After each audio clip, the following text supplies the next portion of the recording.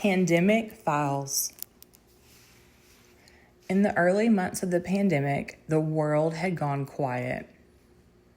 No kids playing outside, no cars pulling into driveways, no chatter over fences, just the occasional dog barking or siren wailing in the distance. People stayed inside, glued to the news, terrified of a cough or a knock at the door.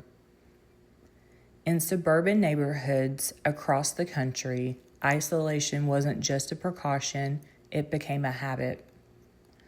It was perfect for Jeremy and Kyle.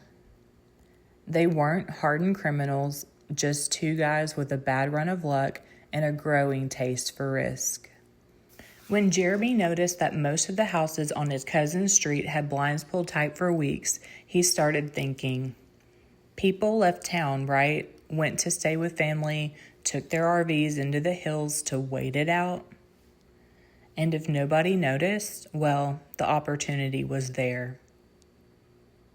They started small, creeping into homes at night that looked dark and dead. No lights, no trash cans out, no motion at the doorbell cams. Sometimes the homes were truly empty. Sometimes worse, someone had died inside. They never stayed long when that happened. One night, Jeremy picked a house at the edge of the cul-de-sac. It looked like all the others, a slightly overgrown but neatly kept lawn, a minivan that hadn't moved in months, blinds sealed tight, no porch light. Perfect, he whispered to Kyle, who was busy checking for cameras. Ready? Minutes later, they slipped in through the back window. It was easy, almost as if the house wanted them inside. The air was still stale. Dust floated in the moonlight, shoes by the door, coats on hooks, dishes in the sink. Everything looked lived in, but something was off. It didn't smell abandoned. It smelled old, like something had been rotting. But it was silent and no one came running. They moved quickly. Jeremy checked upstairs. Kyle started downstairs. That's when Jeremy heard it, a thump, then a dragging sound. He called out, no answer. He called again, still nothing. He crept down the hallway, his phone's flashlight trembling. The dragging noise had stopped. Kyle, he whispered. Silence. He descended the stairs slowly, each step creaking louder than the last. At the bottom was a door, slightly ajar, leading into the basement. It was darker down there, too dark. Kyle, then a voice, not Kyle's. A whisper, you shouldn't be here.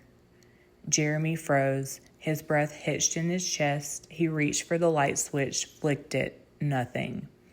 He pushed the door open wider, a chill climbed his spine. At the base of the stairs, barely lit by a sliver of moonlight, lay Kyle's phone. And a long smear of something dark trailing into the shadows. Jeremy backed away, turned, ran.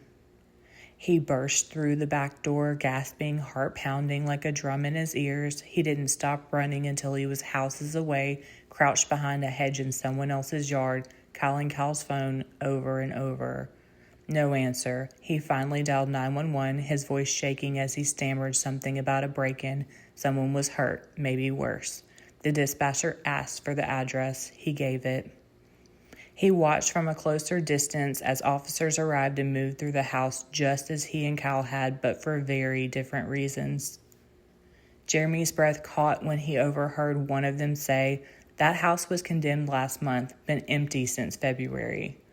Jeremy blinked. No, he had just been inside. The door was open. It looked normal. The other officer paused. Is this the one where they found that family of 4? Yeah, no one noticed until the smell got too bad. No one called it in. Everyone just stayed inside.